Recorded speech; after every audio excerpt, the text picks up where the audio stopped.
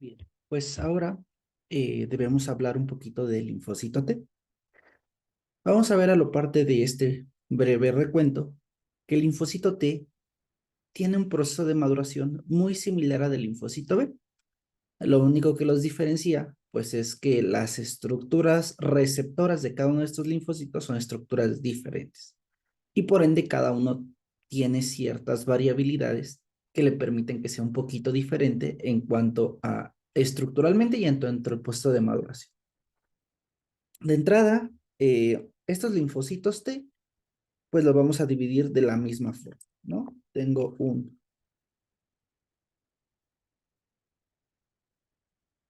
no, perdón, un progenitor de linfocitos T,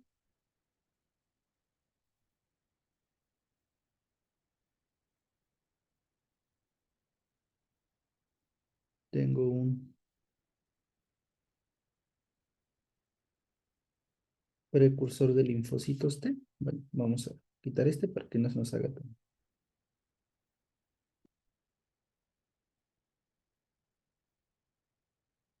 Y tengo un linfocito T inmaduro. Bien. Provisionalmente le vamos a poner aquí abajo que es un linfocito T inmaduro. Este realmente recibirá un nombre posterior. Ahora, cuando ya concluimos nuestro proceso de maduración, pues yo voy a tener un linfocito T maduro. ¿Qué va a pasar en cada uno de los procesos de maduración del linfocito T? Pues lo primero es que este progenitor del linfocito T ya es una célula comprometida con el linaje. ¿Y qué implica que sea comprometida? Que ya va a tener ciertos marcadores que nos dicen que él sí o sí va a ser un linfocito T. Algunos de los pues presentes en los progenitores son los CD40. Bueno, en este en particular va a ser CD44. Y algo que caracteriza un poquito a los linfocitos T va a ser la presencia de un receptor que por el momento le llamaremos CD25 y que sus características estructurales y de mm, componentes lo platicaremos en la parte de activación. Pero de entrada, un progenitor de linfocitos T ya tiene CD44, ya tiene CD25 y dependiendo de donde veamos, puede ver que tiene CD5. Estos linfocitos T, pues su objetivo es formar un receptor funcional y para ello pues hay cosillas que es importante que recordemos. El primero cosa que tendremos que recordar es que para poder hacer los procesos de recombinación propio de la respuesta inmune adaptativa necesitamos ciertas enzimas. Enzimas como RAG y como TDT. Bueno, algo que acabo de ver que olvidé mencionarles es, si yo tengo una célula precursora linfoide que viene de una célula madre, tiene que determinar a qué de los dos linajes se va a ir. Y para esto necesita genes inductores, es decir, genes y factores de transcripción que permiten que la célula se dirija hacia alguno de los dos linajes y se comprometa a formar ese tipo de células. Entonces, si yo tengo un un precursor linfoide común y tengo que decidir si se va a B o si se va a T, lo que requiere son algunos factores de transcripción y posteriormente genes que lo determinen a irse al linfocito. Ahorita estamos hablando del linfocito T. En el caso del linfocito T, los dos factores importantes para la diferenciación a Ts son los Notch, que en este caso no hay un número particular, y toda la opción de GATA3. Eso es para el T. No les platiqué del B, pero se los platico ahorita porque si no se me olvida. Para el B, realmente son factores de crecimiento, factores de activación y algunos que van a inducir vías de señalización particulares. Entonces, este EBF, EA2 y PAX son aquellos factores que se van a encontrar relacionados con el compromiso y la diferenciación hacia un linfocito B. Ahora sí, progenitor de linfocitos. Este progenitor de linfocitos T lo que busca o lo que quiere es poder generar un receptor funcional.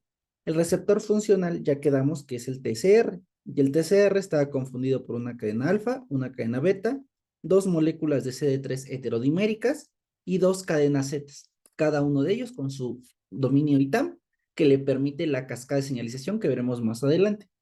Este receptor es un receptor que ya se encuentra completo. Entonces, mi proceso de maduración de los linfocitos busca lograr completarlos. Desde el momento que esta célula ya se compromete a ser un linfocito T, en ese momento su proceso de maduración tiene que llevarse a cabo a nivel de timo. Y si nosotros regresamos, las glándulas de endotelio altotímicas se encuentran a nivel de la corteza, por lo cual los primeros linfocitos o los timocitos, que a veces los llaman así, estos progenitores se van a encontrar primordialmente en la corteza y van a ser una gran cantidad de linfocitos T ahí.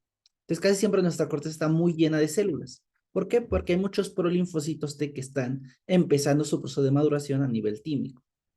Ahora, si yo ya sé que la mayoría de estos necesitan empezar su proceso de maduración, hay que preguntarnos cómo lo inician. Y ocurre un proceso que ya hemos hablado, un proceso de recombinación somática.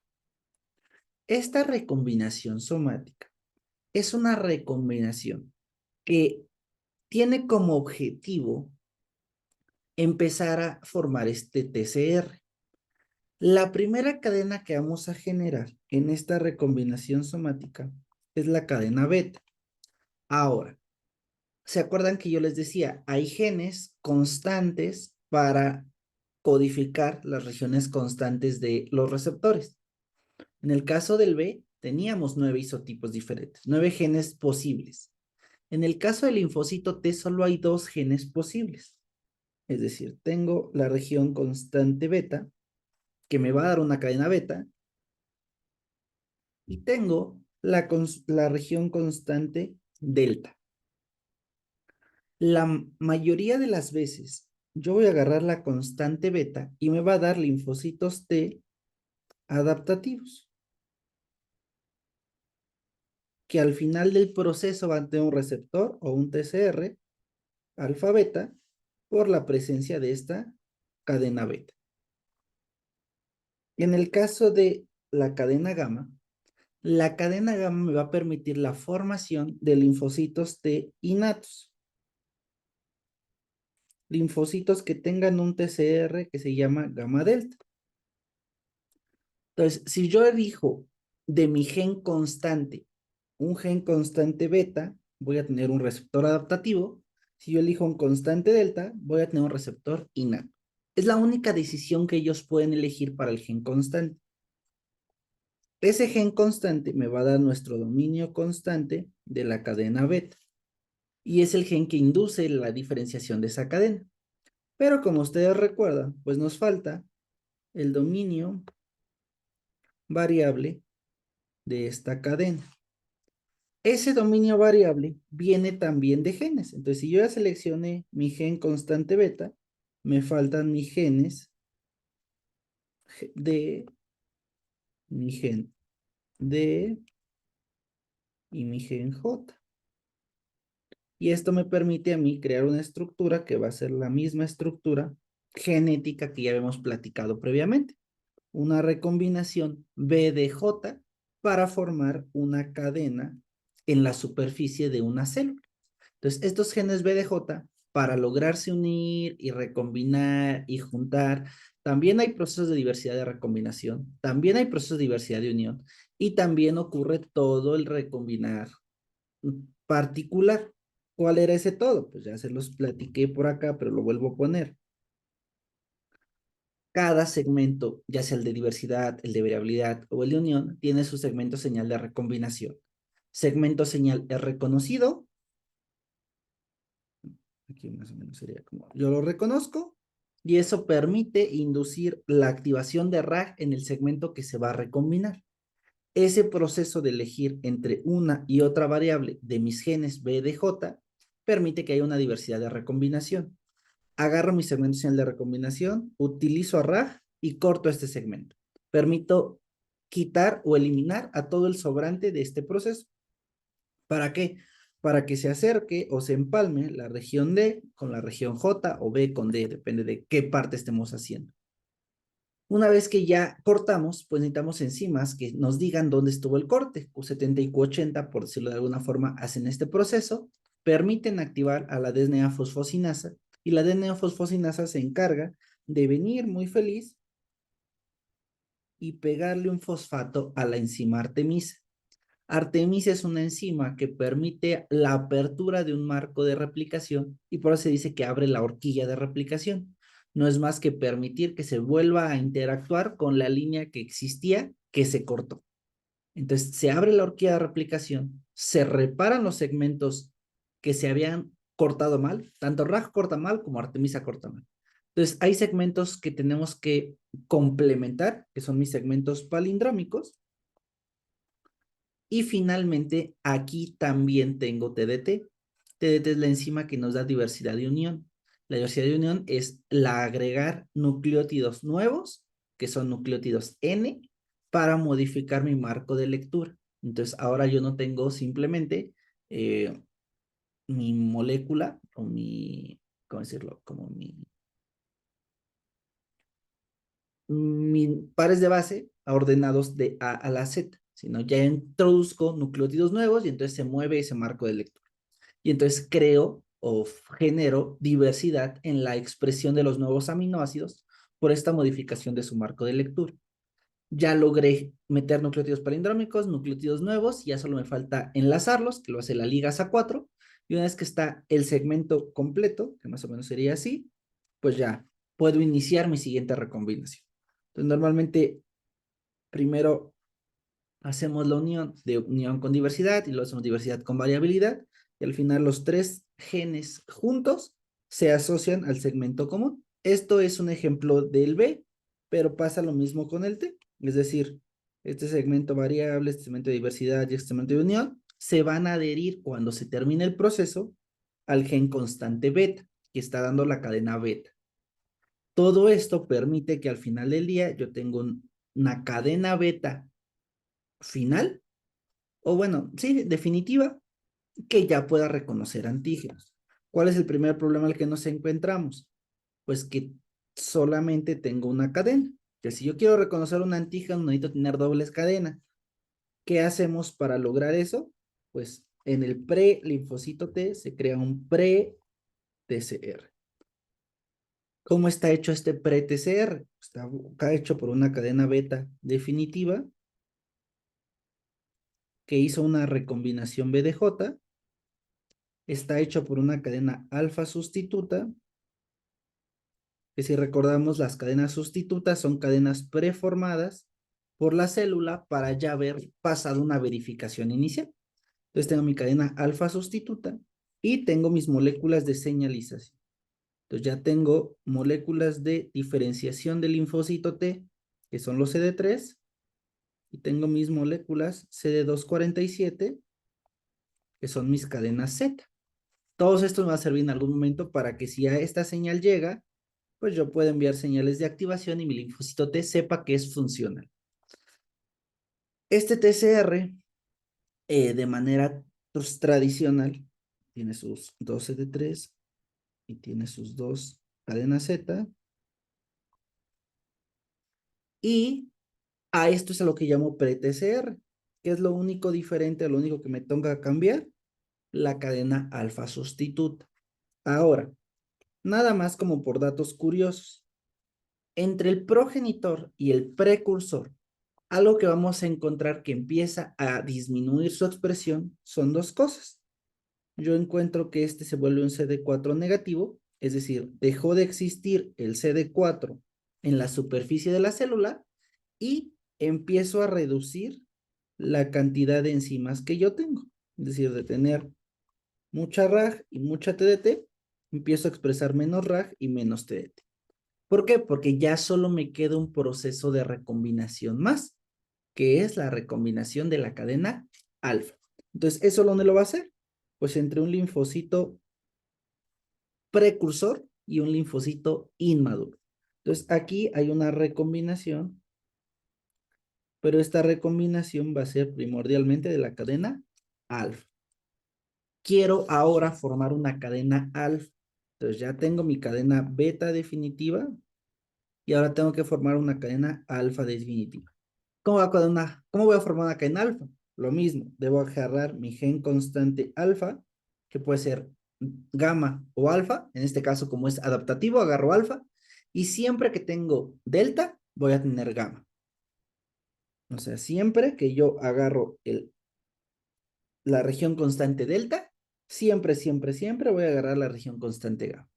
Por ende, siempre que agarro la constante beta, voy a agarrar la constante alfa. Y por eso todos los receptores de este tipo van a ser alfa beta, todos los receptores del otro tipo van a ser gamma delta. Entonces, pues como ya tengo un gen beta, agarro un gen alfa. A ese gen alfa lo tengo que pegar a otros genes. Por ejemplo, al gen de unión y al gen de variabilidad.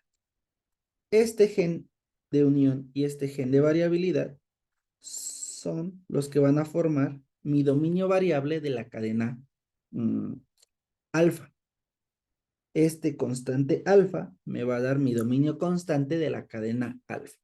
Y esto me permite recombinar una nueva cadena definitiva en la superficie. Ya tengo mi 12 de 3 que ya habíamos creado desde el apartado anterior.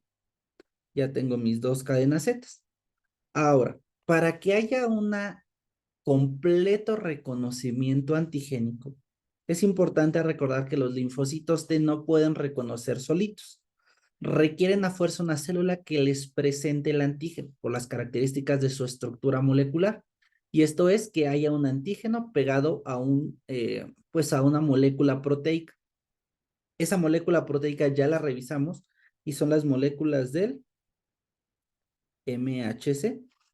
Pero para que yo pueda interactuar adecuadamente con una molécula del MHC, debo ya poder haber expresado algo que conocemos como los correceptores.